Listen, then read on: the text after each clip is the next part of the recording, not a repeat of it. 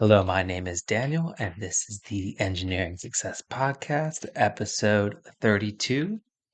Hello, everybody. We made it. We made it to episode 32. I took a 1 week break. Sorry about that. Things were a little bit hectic leading into our travels, but as you can see, our backdrop is not the fancy backdrop that you're used to. We are in Dallas, Texas. We're in the Metroplex. We're in Texas for the holidays, so Merry Christmas, Happy Holidays to you guys. I'm recording this on December 19th, so we're 5, 6 days out, anticipating the holidays, and we're just really happy to be back home with family. So hopefully you guys are spending the holidays with the people that you care about the most. Podcast is going well. Life update is good. We're gonna have some personal good news, personal good things are happening, that's for sure. So can't really complain. Lots of good things going on. So let's start off the podcast by giving our shout out to our top tier supporter, John Ott. John Ott is our top tier supporter of the podcast. Thank you, John, for your support of the podcast. Join John as a top tier supporter for $10 a month on Anchor or Patreon. You can go down into the description box below. You can be a top tier supporter of the podcast, and you'll get a shout out at the beginning of every single episode of the podcast. Also, if you want to write to the podcast, you can send in to Daniel at ENGineeRing Oh, yeah. If you've been listening to the podcast for a while, you'll notice that that is a little bit different.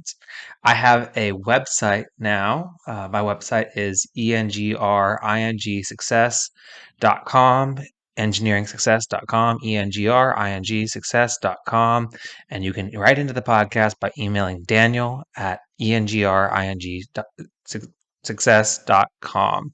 And if you email the old email address, the Gmail, then I'll get it there too. But I'm going to be starting to roll out my new communication and my new domain name. So hope you guys like it. I'm spending money on it, just taking the time to make the investment, and I'm pretty happy about it. All right, what else? I think that's all the intro stuff. So, what else is coming up with the podcast? We are anticipating a interview with Mark Levine. I know I hinted that at the last episode. I've just been busy, but now that we're settled and I'm going to have some time off, I'm going to spend a little bit of time writing up an interview for him and a couple other people. I'm going to try to get a couple interviews lined up over the holidays, so that'll be exciting.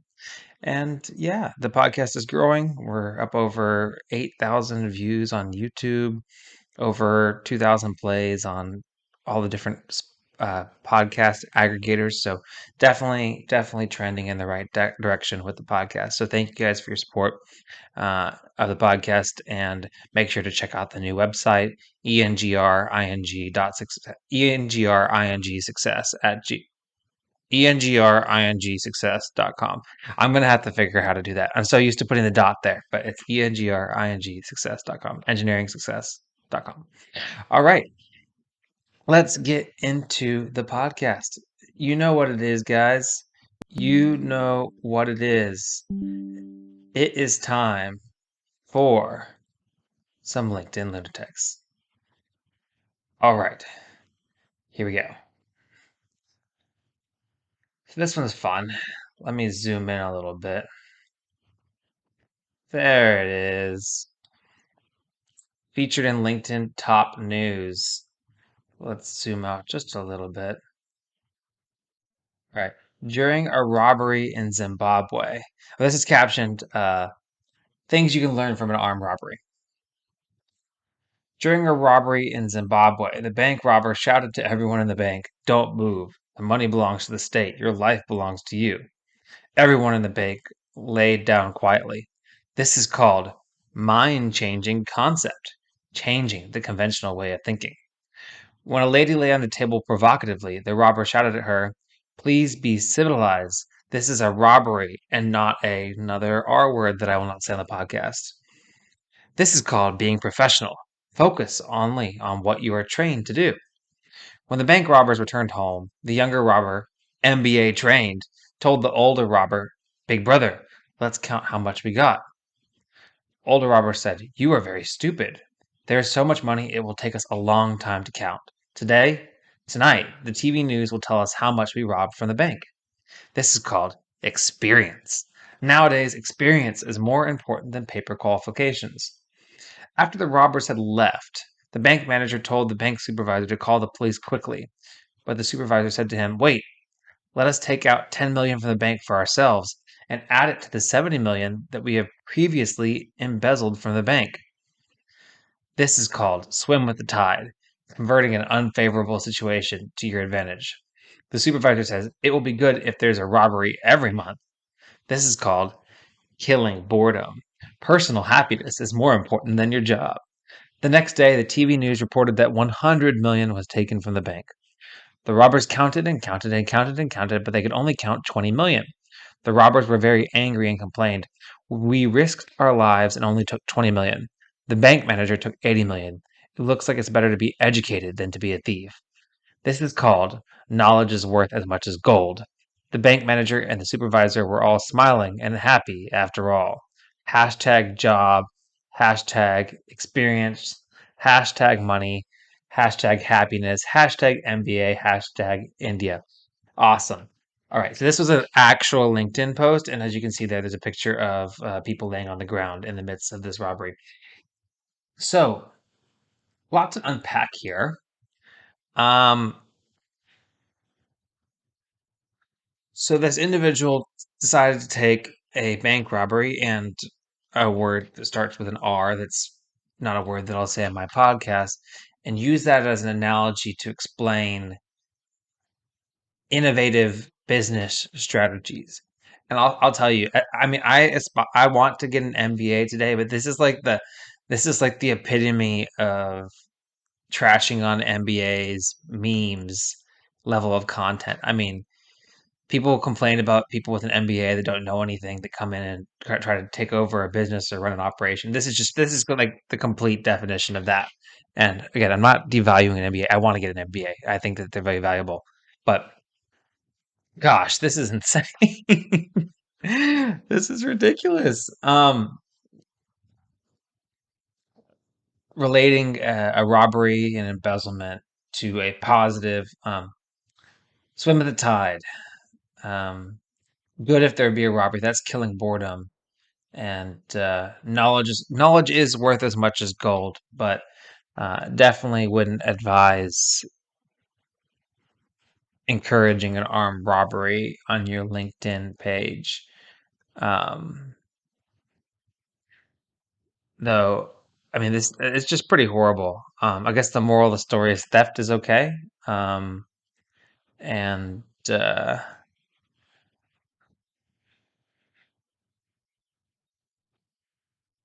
this is apparently a pretty common repost on LinkedIn. And so it was lazy of them to repost it, first of all. And second of all, it's a stupid analogy. So, no, I don't take any moral to the story of that one. So, I'm going to give him a 10 out of 10. That's a lunatic. Speaking of reposts, here's our next one. It didn't happen just once, but 6 times. So, there's a good one. Let me grow this a little bit.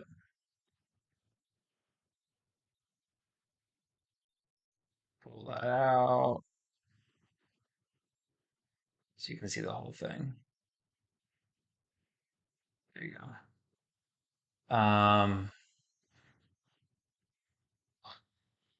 This one's titled, "It Didn't Happen Just Once, but 6 times." The cab driver cried in front of me, saying I was his first customer in the last 48 hours. He said his wife is expecting groceries today at least. That virus is going to hit us so many ways, but the people who depend on the daily income are going to get hit. I gave the guy an extra blah, blah, blah, blah, blah.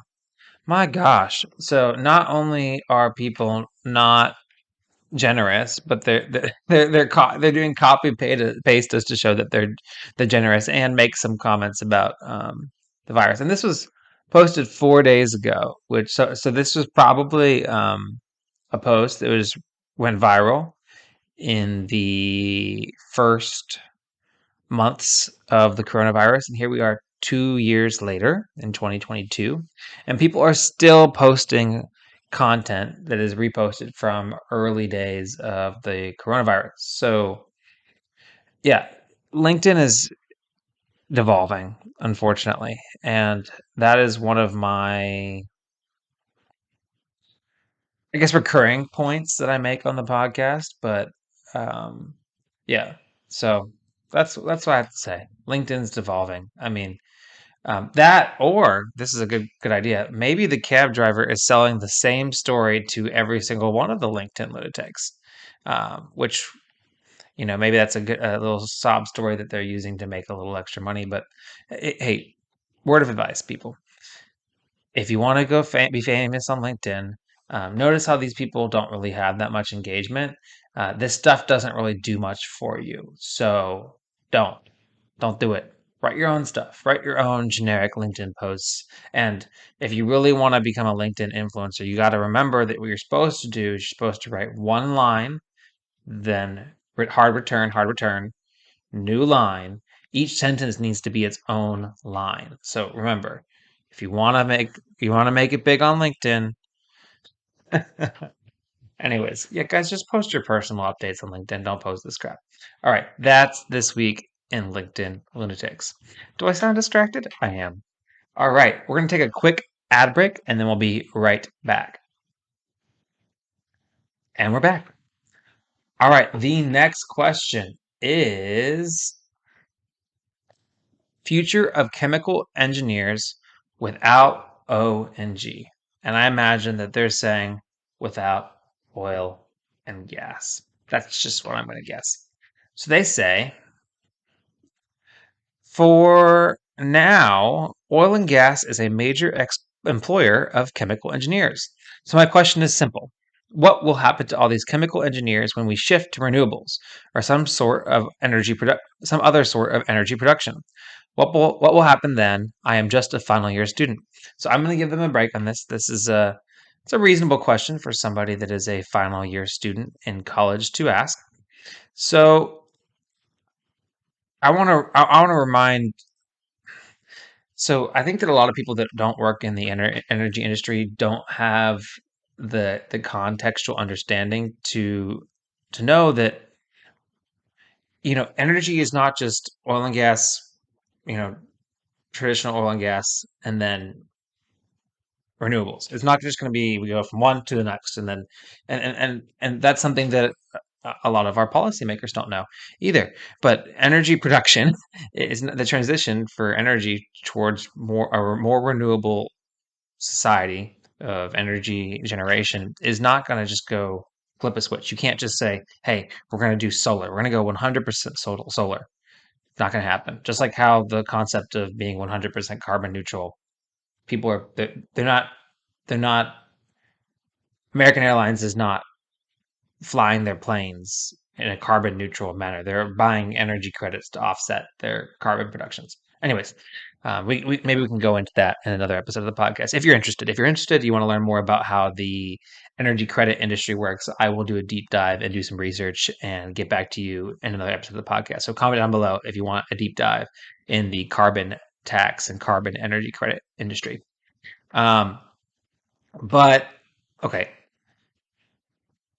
it's just not gonna it's not going to be a flip of a switch. So we're in right now what I'd call the energy transition. So a lot of those engineers that have worked for the typical like the Chevrons, the Exxons, they're still working for them and they're working as part of the energy transition. For example, one of the biggest things that's going on right now is natural gas. And you say oil and gas, natural gas. Yes, but again, natural gas is much cleaner energy source than your traditional alternative, which is coal.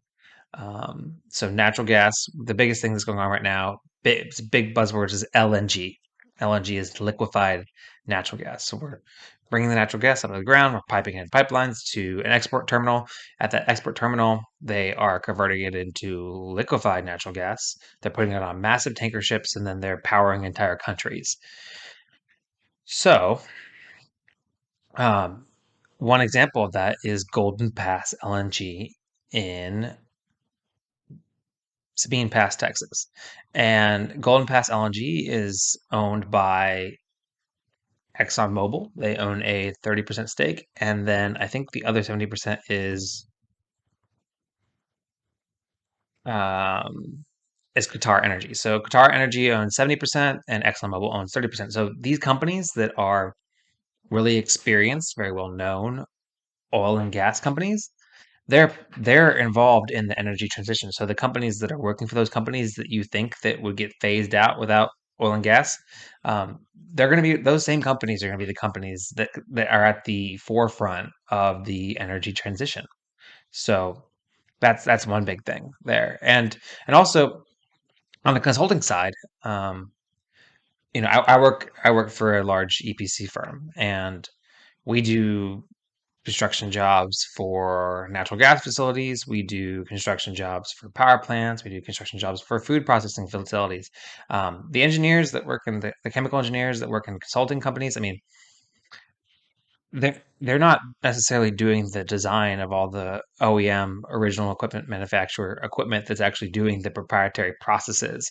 So what they're doing is they're integrating and they're building entire systems. So those chemical engineers, I mean, it's take a unit ops class. If you're a final year student, you might have taken a unit ops class or um, a what was the class called? Dr. Udine, I'm sorry, I have forgotten the name of the other class that I took from you where we did plant simulations. But it's just material balances. It's all about material balances. A lot of those chemical engineers working in consulting are doing material balances for different processes and different systems. So there's always going to be different processes and systems that they can work in. And then the ones that are doing R&D, well, they're going to continue to do R&D in some of the most cutting edge technologies in the renewable energy or energy transition market. And these same companies, another big thing right now is hydrogen for they're blending hydrogen with natural gas for power generation. Um, Ammonia is a big thing right now, and it's a lot of the same petrochemical and oil and gas companies that are involved in these new budding technologies. They have the financial resources and they have the desire to be involved in energy. So it'll be a lot of the same major companies as we get further and further along the energy transition towards a more renewable society. So, what I'd say is those engineers are going to be they're going to have plenty of opportunities for employment, and honestly, that transition is not going to happen fully, or I don't even know what fully is, but that transition is going to be occurring throughout our lifetime. So, many of those people will even retire before their expertise would theoretically phase out. And also, I want to also just close with this that oil and gas is not going away. Um, Oil, especially, is not going away. There's a really cool graphic on what you can make with a barrel of oil. Let me let me see if I can find this. So, um, let's find this. What can you make with a barrel of oil? And it's a really cool image graphic that I saw. Here it is. So here's what can be made with 1 barrel of oil. That's not the right screen. Sorry, back to me. Let's try this. Let's save this image to my downloads. Let's uh, transition to this one. Let's add an image, add image. Let me upload this file. I'm sorry, guys. Uh, all right, here it comes. So what can you make from a barrel of oil?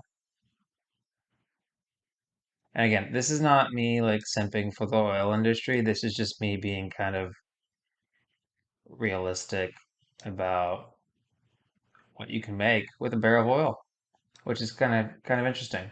So with one barrel of oil, um, you make wax, you can make asphalt, you can make lubricants, you can make charcoal, you can make toothbrushes, you can make combs, you can make plastic drinking cups, you can make all these different things. So our society is way too reliant on plastic, which is a major byproduct of oil, for it ever to become irrelevant. So yeah, it's going to be around for forever. So um, what's going to happen is that these chemical engineers that work in oil and gas are going to fit in. They're going to transition, and their companies are going to, as they pivot, they'll get moved around. But um, there is a future for chemical engineers as we continue along this energy transition. There is. All right. Next question. All right. Here's one. Asked for the salary range, got told, buddy, you're rustling some feathers here. After 15 minutes of being bombarded by questions like, tell me about your current responsibilities and what has your greatest accomplishment been? So now it's forum questions, but over the phone. I finally get a word in to ask about the role. Pushed on salary range and got told, you're rustling some feathers here. The hiring manager will decide what the salary is after the interview process. Yeah, no thanks. I have 10 years of experience, a full time job, and other interviews. If there isn't a clear cut range in the first call, I'm afraid I can't play these games. Name and shame, ACI Worldwide. So, yeah, the hiring market is competitive. Um, and kudos to this person for valuing their time and valuing themselves enough to not bother wasting their time. Yeah, is it more common that salary gets talked about in the second interview? Yes, but that you should at least be as part of your application. You should set in a range. So asking them to confirm that their salary expectations are within the range that you sent in on your application, I think is the bare minimum. So yeah, companies are going to really have to. I mean, now, hiring market is kind of shifting. I feel like, depending on the industry you work in, it's still pretty favorable for the employee, but we're definitely heading in the opposite direction. So it may not be, potential employees might have to start putting up with a little bit more. But for those of us that's, are still employed um, and aren't experiencing massive layoffs in our industry quite yet, um, we can kind of push back on this. So, yeah, you're rustling some feathers here. Onward and upward. Continue to rustle those feathers, guys. I just think that that's kind of insane that they wouldn't at least establish the salary range as part of the interview process and be weirded out by you wanting to establish that at your first point of contact before you bother spending any more time with them. So good on you. All right. Next question. Should I reschedule my interview for my exams? I just got a reply from a super reputable company and they want to schedule a 30-minute interview this week for an internship I applied for. As a first year, I know I am super underqualified for this position and I cherish greatly for this interview opportunity. However, I have two 50% exams happening this week. So, for those who don't know, exams worth 50% of their final grade. And I feel like I won't be able to prepare for either of them fully if I decide to take on both this week. I guess I'm just scared it somehow they won't reschedule and I will lose this opportunity. Please give me some advice. Thanks. So they asked this question last week, and I'd say that it doesn't hurt to ask because it's a 30-minute interview. And yes, there's a chance that your person might be going on vacation this week, the week before Christmas. But there's also a chance that they won't be. and it doesn't hurt to ask. And by you asking, say, "Hey, I have all the exams coming up. It's a really busy week for me. Um, I could fit it in. I totally could fit it in, but I'd rather focus on my time this week and prioritize studying for my exam. So if it's all possible for this to be next week, that would really help me out." That actually, in my opinion, shows really well for you. It shows the opposite of bad. It shows that you know how to prioritize things. And that's a really good skill that they want in a potential employee. And the fact that you even thought about it and didn't just go with it because you're just that eager and you wanted it that bad, which you are eager and you want it that bad. But we all in our careers, there's a lot of things we want. We always want to get things done, but we always have to be able to prioritize and get done the things that are the most important. And we have to do that for our company. We have to do that for ourselves. And in your case, you have to do it for you as a student that's trying to get an internship. So, um, worst case scenario, they say no, we can't reschedule. But but you asking and saying, hey, is it okay if we do a different time?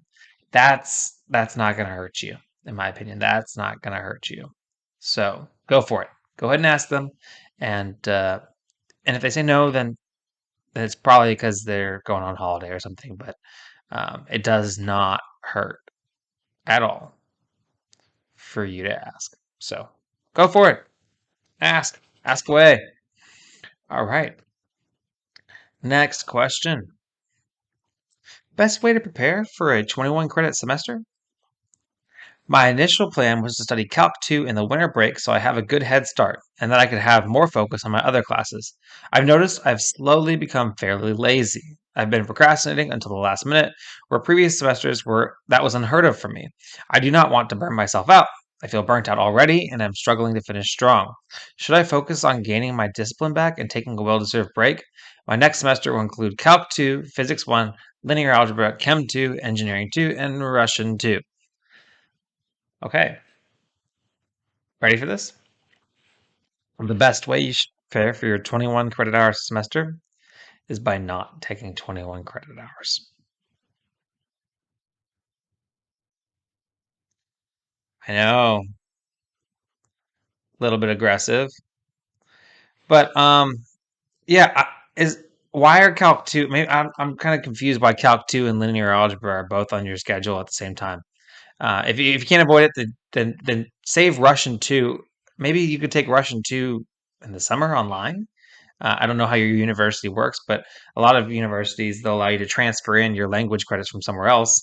So I would try to maybe drop Russian 2 or maybe not take both Calc 2 and linear algebra at the same time, because if you're already burnt out, a 18 credit hour semester for an engineering student is a massive load. So adding a whole extra class is insane because what you're doing is you're adding effectively 12 hours of schoolwork to your week. You have 3 hours that you're going to be taking in class, and then the rule of thumb is for every hour in class is not that's 3 hours outside of class. So 3 times 3 equals 9. 3 plus 9 equals 12. So it's 12 hours your week. So if you're already feeling burnt out and you're already procrastinating, first of all, it sounds like you're probably not going to prep over the summer. Over the winter break. And then, how many hours are there in a week? All right. So you have 7 times 24, right? So now let's subtract the 18 minus 18 for the 18 hours you're going to spend in class. Now minus 18 times 3. Now you're down to 96 hours. Now you're going to need, I don't know, 6 hours of sleep a night. Let's go 7 hours of sleep a night if we're being generous. So that's minus 7 times 7 is 49. 49 hours. So now you're down to 47 hours. So in your week, you are now down to 47 hours. So in that 47 hours, you can eat, you can sleep, you can spend time with your friends. You can spend some of that time commuting to class, getting back from class, just resting. But now you're going to take another 12 hours away from that. So now you're taking 12 out of 47 hours. So of all the disposable time that you have you're taking 12, one fourth of it, 25% of all the disposable time you had left. You're cutting it by 25%, and you now are down to 36 available hours in your week to do not school and not sleep. That's insanity. So no, don't take a 21 credit hour semester. That's insane. That's ridiculous. Why would you do such a thing? Um, so if you can all avoid it, don't do it. That is what I'd say. Don't take a 21 credit semester. If you're doing this because of some nonsense that you want to graduate engineering early or something, why? Why? Don't do this. Don't do this. Please don't do this. All right. All right. Next question. Fiance and I are having a debate. Is the short name for calculus calc or cal? Okay, the answer to this is calc. Calc 1, Calc 2, Calc 3. Not Cal. None of this nonsense about Cal. So she says, I never heard of anyone call it anything other than Calc. I'm a senior mechanical engineering student, but she, bio major, insists that it's Cal. Okay, she's wrong. You, as an engineering major, you're basically earning a math minor as part of your engineering degree. So you're no, it's Calc, not Cal. Maddie, is it Calc or Cal? Thank you. Maddie says it's Calc. All right. So the people of my podcast, it's Calc. Luca, is it Calc or Cal? Luca says Calc. All right. So the answer is Calc. All right. One last question. The last question is, what advice would you give to an overworked person serving the final 2 weeks of their notice period? I have a 3-month notice period. I did all my work diligently for 2 months, gave knowledge transfer to the replacement, and went above and beyond what was asked. I assumed I would be relieved of a lot of responsibilities in the last month, but my manager is bent on giving me new responsibilities, and I don't see her making an effort to put the other people on the spotlight or even make them take the lead. Now down to 2 weeks, and I still have to take the lead for the new work. And my manager is trying to do the impossible and set the target for finishing the work in 2 weeks, which is impossible as it involves third parties whose availability is very limited. I cannot help but feel bad, as they never asked me to stay or appreciated my work. I cannot slack off as it is not in my nature to shrink from responsibilities. But it does feel like I am letting myself be drained and used. You are. Weirdest thing is my manager is not satisfied with my best anymore. She wants it all done at any cost, and there's no limit for her. Work till you drop dead without a timeline. Also, she called me separately and said I should not try not to destroy my career in the last months. Kinda a veiled threat, if you ask me. Here's what you do. Screw your manager. You gave them the 3-month notice period to offload you, and they decided to load you up with more responsibilities. Screw that. Screw that. No. If you are a person that works 40 hours a week, show up and work exactly 40 hours a week for the last 2 weeks. Don't work anymore. As your manager berates you, let them know that she should not try to destroy her career in the last couple months. And tell them this. Well, don't you may not say that, but th- this is not the kind of person that whose opinion you should really value. This is ridiculous. Everything that's happening is this manager's fault for not being able to manage the transition time. You gave them a 3-month notice. That is way more notice than you should be required to give them. Let's see where are you? Are you in a place with at will employment? Like, yeah. Do the relax. And it's just you're not screwing anybody over when you're giving them 3 months notice. That's insane. So just work it out, work out the rest of your period, and then block their number. If they call you afterwards, just ask them if they'd like to employ you as a contractor. I mean, if it's like anything other than like a basic little, hey, where's this question? But yeah, screw them. They obviously don't know how to manage transitioning their employees. So anything that happens negatively is on them. So wish you the best of luck, but give yourself a break. Take it easy on yourself and just kind of work and do what you can in your normal work hours and that's it.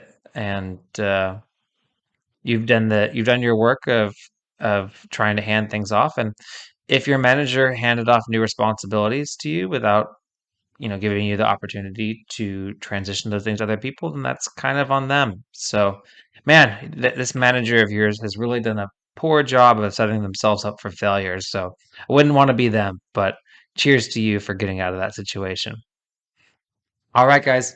You've wasted another perfectly good hour, as my friends on Car Talk would say. Actually, it's only been 35 minutes, but you've spent a nice 35 minutes hanging out with me on this episode of the Engineering Success Podcast.